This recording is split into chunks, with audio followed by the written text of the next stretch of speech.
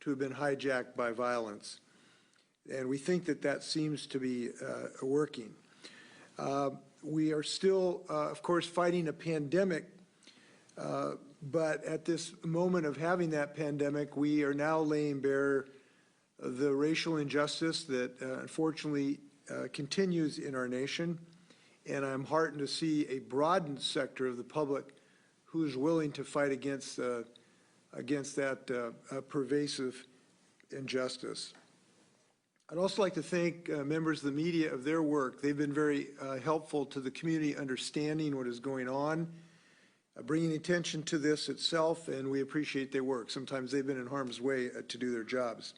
I'm joined today by Secretary of Health John Weisman, and he's going to help me talk about our state efforts of testing, which is very important in what you might think of as our new strategy to defeat this virus. As we reopen our state and move away from the strategy of social distancing, testing is a very important part of the sort of four-part program of testing, contact tracing, isolation, and using masks as something to protect ourselves and our loved ones. I think people know that our early struggle against this virus was very much hampered by lack of testing supplies. Supply constraints, particularly the constraints of not having enough of the testing kits themselves, have been constant. After months of our advocacy for the federal government to use its full powers to expand the production and distribution of these supplies, the administration reluctantly stepped up their efforts in late April. In May, we received about 2/3 of the testing supplies that had been promised by the federal government, and we're still doing the best we can against that backdrop, of course, using our own methods to try to obtain the test kits that are necessary to start the testing process. The good news, our testing capacity has grown. We now have done more than 350,000 tests in our state. But there is much more work to be done to fully contain this virus. And this is where our testing goals come up for this discussion today, because we know that we will have many more people that will need tests as we reopen our businesses and people are able to return to their workplaces and places of study. So today we are announcing a significant broadening of our testing strategy. Previously, the medical advice has been early in this pandemic, if a person has symptoms, to simply stay home. If they were mild, did not necessitate a test. But as more testing supplies have become available, we now have a new strong and emphatic message, and that is, if you think you're sick, please get tested.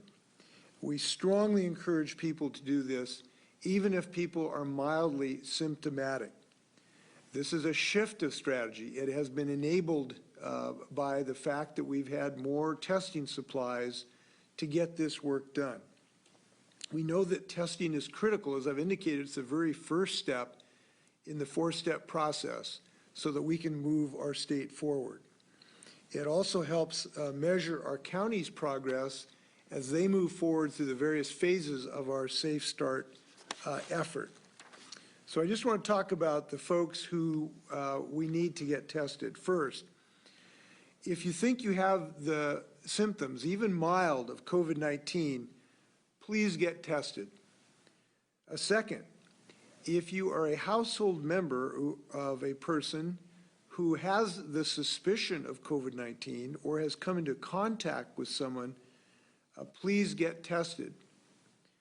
Third, crucially, this will involve a wide variety of congregate settings of folks who we ask to get tested as well, including those of people where they live and work, where there is infection, and there are congregate settings that call for this action.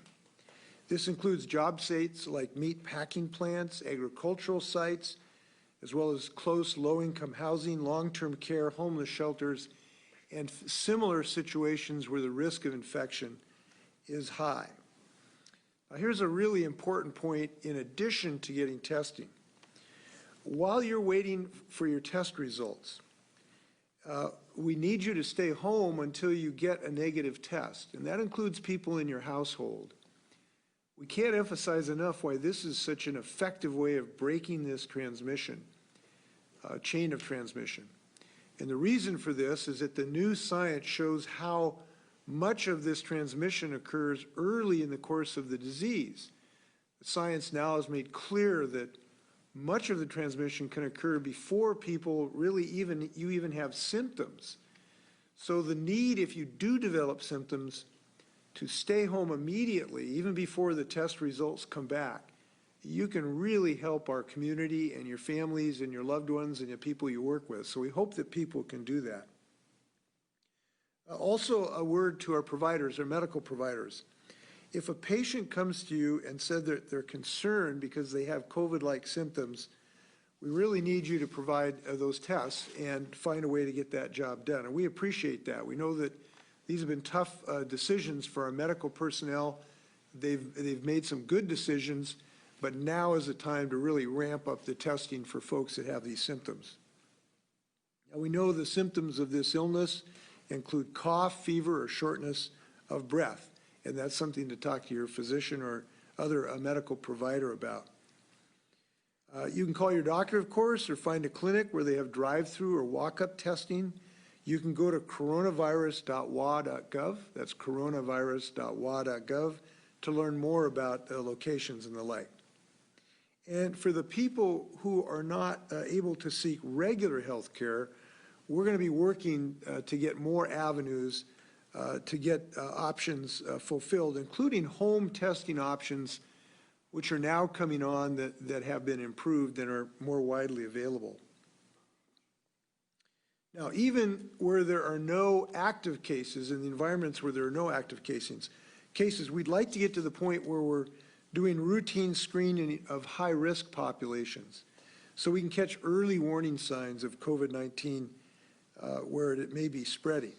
And the ability to reach our most vulnerable and marginalized populations to ensure adequate testing is a bedrock part of our plan.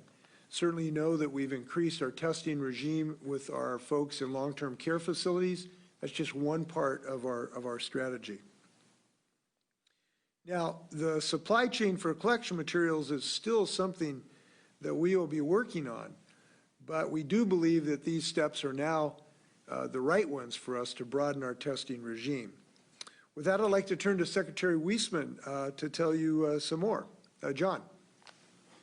Good afternoon, Governor. Thank you for that, and welcome everyone. I am really pleased to note that with more widespread testing now being available, this can really help people get a peace of mind to know if they're infected with COVID-19 or not if they get a test, help them make sure that they can keep the people around them safe if they are infected, and help us know that the pandemic is getting better or worse here in Washington by getting a test. Now that the testing supplies, as the governor said, are more available, Washington State's testing strategy centers around this. Anyone with symptoms consistent with COVID-19 can and should be tested. Additionally, close contacts to those with confirmed COVID and those in congregate care settings where a positive test has been received really should also be quickly tested.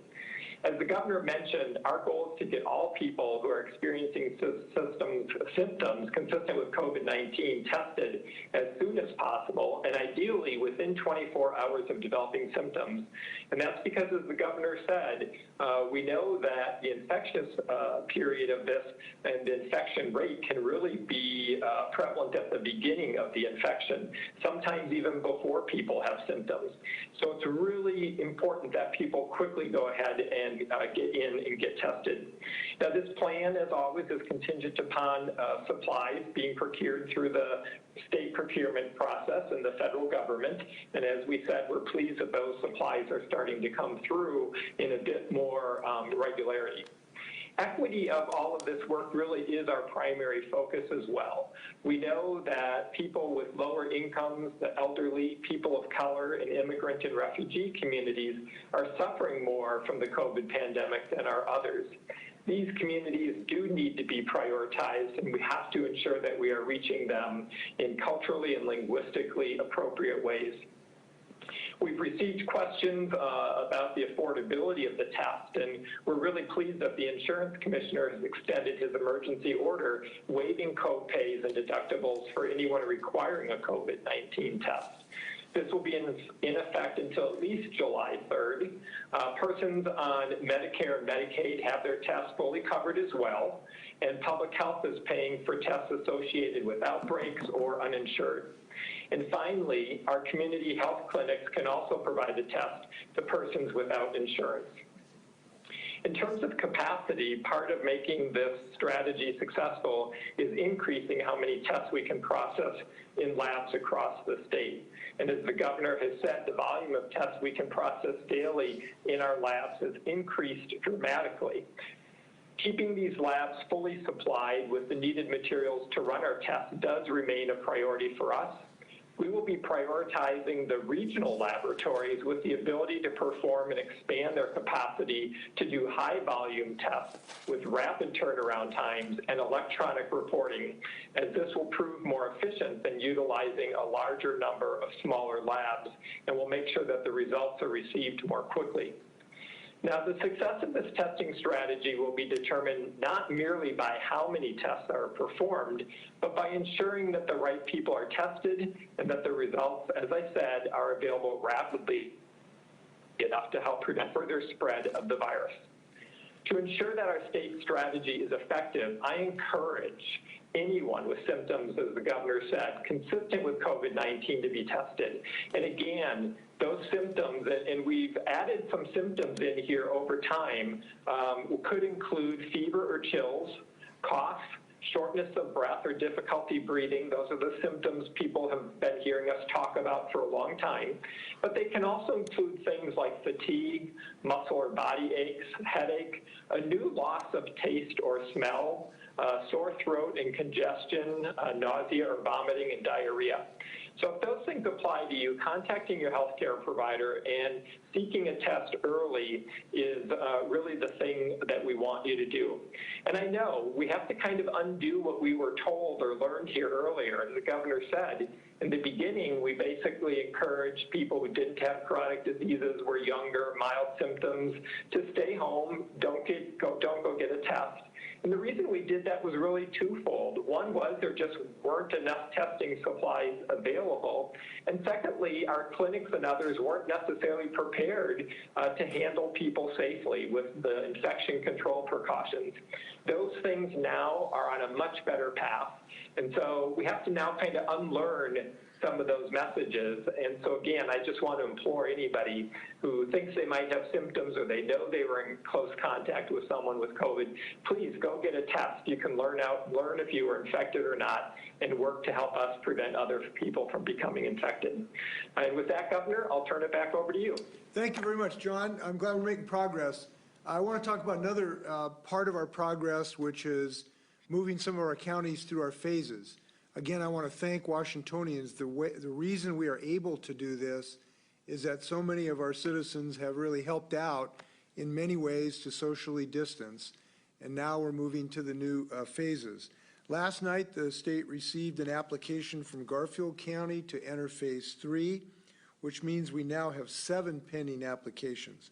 Also, as of yesterday, Skamania County became eligible to apply for Phase 3, and a 9th County, Whitman, could become eligible Friday. In that process, each business or entity operating in Safe Start Phase 3 needs to develop a written safety plan for how they'll prevent the spread of COVID-19 in their business. And this needs to meet, of course, the minimum protective requirements that have already been laid out by the Department of Labor and Industries. This plan doesn't need to be submitted to a state agency or a county agency, but it does need to be retained by businesses so that we know that people are serious about this and made available for inspection. Businesses can use the template created by the state to draft these plans.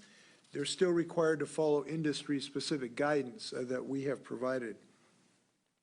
I do want to reiterate that the metric goals that we are using are intended to be targets not every specific one is a specific line, where one target may not be fully achieved. Actions taken on the other measures could potentially allow a county to move forward. So we're judging this on a totality of the metrics that we're looking at. But I do want to say this, is for us to succeed, this is going to require an increase of our efforts, and that may seem counterintuitive. The fact is that people have worked hard going inside for social distancing. We're going to have to work harder actually going outside as we move away from social distancing. And the reason is that blunt instrument was pretty clear. You could just not go to work, and that was clear what worked. Now we're going to have to make a lot more decisions during the day of making sure we do put on that mask when we go to the grocery store, and doing what we can to cooperate if there's contact tracing that needs to be done, certainly washing our hands, and otherwise taking care of our health. And so there's going to be millions of individual decisions, and if we make them as Washingtonians, there's a good reason that we're going to stay on top of this virus. But again, I want to ask you to not lose an intense focus on this infection, because it remains virulent, it remains dangerous, and it remains something that we need to keep working on individually. So the same rules we have for phase one apply to a modified phase one, which are some applications are now in review by the Department of Health. Lastly, I mentioned yesterday that we're updating our COVID-19 assessment dashboard that can provide more information available to the public for regional and county trends. And there'll be more information talked about tomorrow from our Joint Information Center briefing. Obviously, COVID-19 is not the only challenge we have. We have an upcoming wildfire season. And I want to mention it because we will hope that we can take, all of us, reasonable measures to reduce the risk of that as well.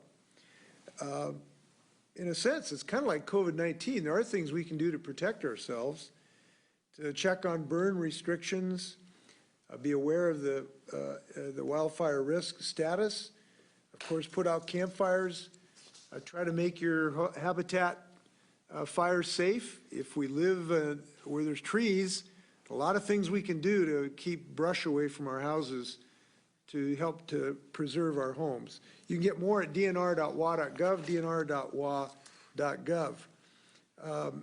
And we think that this might be a more difficult season, in part because our firefighters at DNR has estimated it'll take 25% longer to suppress these fires because of the necessary limitations we have dealing with COVID-19 and some of our restrictions.